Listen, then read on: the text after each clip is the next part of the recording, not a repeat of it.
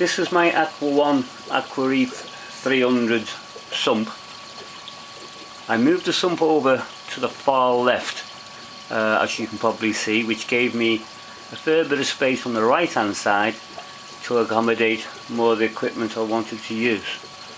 So I'm going to run through the sump, starting with the overflow from the tank into the sump itself. Well, that uses 1.5 or 40mm piping, and the first thing you can see is I've got a 40mm ball valve that enables me to shut off the tank water coming down into the sump when I decide to do some maintenance and need to do that. Next to that, the white piping, you can see, is 40mm again, flexible overflow pipe, used for wash machines and the likes, and you can get that from B&Q. That makes it a lot easier to do maintenance when it comes to cleaning the filter sock. I'm going to remove the skimmer cup because it's somewhat in the way, so let's move that now. Put that to one side.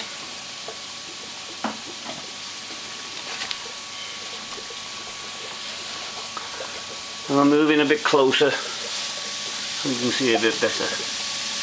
You can just make out the 200 micron filter sock here, and behind that there is a bit of sponge, a bit of black sponge to help polish the water, and underneath that you can just see the string to it. There's a carbon bag which obviously got some carbon in. That then overflows down into a basket I made containing 20mm zipper racks. A fair bit, quite a few litres of that in there. I made the basket out of egg crate. Moving on, you can just hear there's in fact more zipper racks underneath this lid. I won't take it off, it's a bit of a fiddle. That's to stop light on the scrubber, which I'll tell you about in a minute, and getting to the zipper racks and growing algae there, so we don't want that. Just here I put a bit of a partition piece of glass, silicone, so the water from the zipper rack flows only this area into the skimmer area. I don't want water flowing into the zipper racks as such, that side, because I want it to be used primarily for nitrate conversion. Moving on, we've got, just before I say, I have to remove a glass baffle that went across here to house the zipper rack basket. It had to be cut out, removing the silicone with a sharp blade. Eventually got that out to allow me to get the zipper rack basket in there.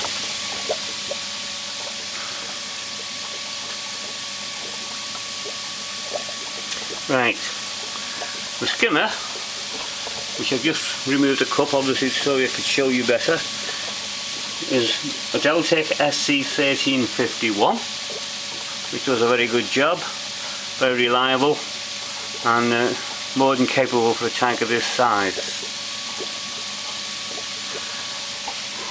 Further on, I have here a TMC 300 calcium reactor, which is rated at 300 litres, but in fact most people report that they can do a far bigger tank, at least half as much again, of course depending on the amount of calcium loving corals that you have in your aquarium, like SPS, LPS, etc.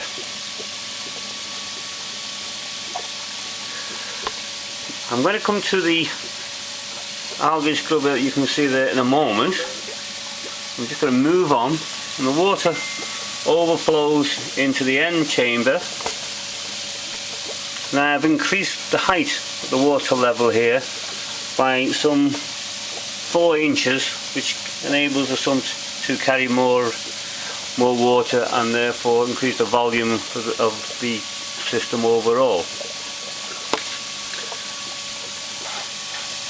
The pump, return pump that is a J-Boa DC 1600, sorry 6000, not 1600, 6000 pump, and that return pump, you can see I've got a turn off valve there and the T which comes along and feeds the Deltec reactor, which is an FR509 fluidized reactor. You can just see it there. Inside there, bubbling away, you can see I've got pearls. We're doing a grand job.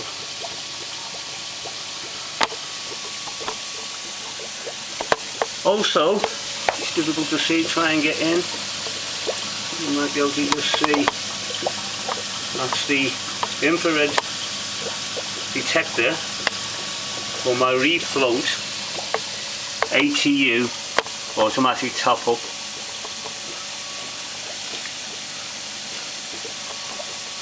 Which is fed from a 20 litre container of RO water.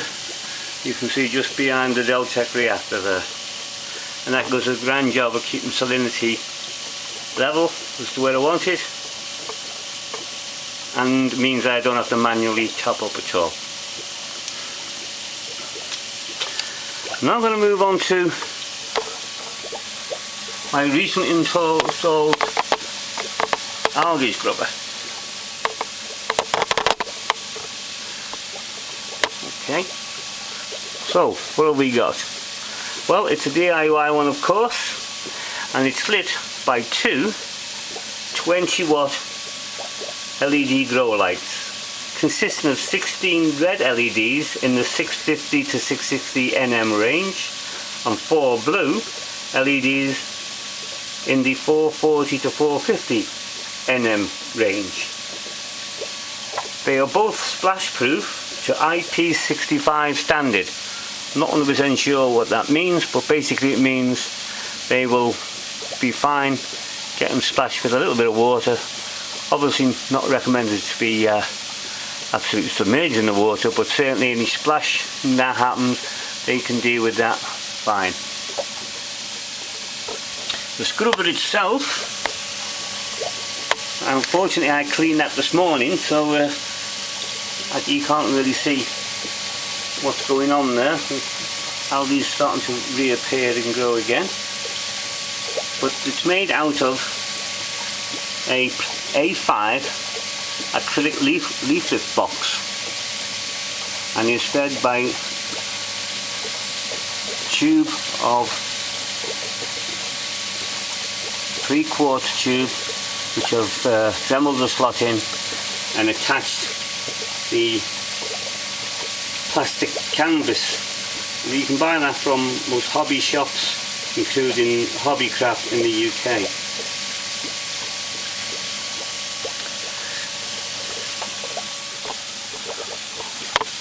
What I've actually done with the lights is to make some lighting rigs, which I use 3/4 plumber's overflow pipe, and simply made the rigs using things like T's for the feet and of course elbows like this to make the angles. That supports the lights very well and prevents them from chipping into the water. It's quite sturdy and they do the job very well indeed. The scrubber is fed by quite a powerful power head, which is down there somewhere. You can't really see it, but there's quite a decent power head in there. You would need at least a 600.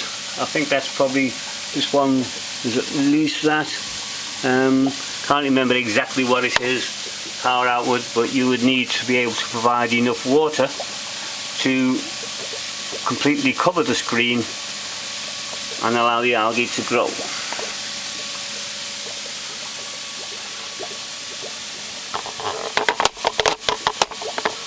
well, that's just about it. I have got videos of this tank running, so if you want to unlock those. The scrubber is a recent addition, only been set up for just over a week, so I'll do further updates as and when I'm able to, and we'll just see how well that works. Thank you.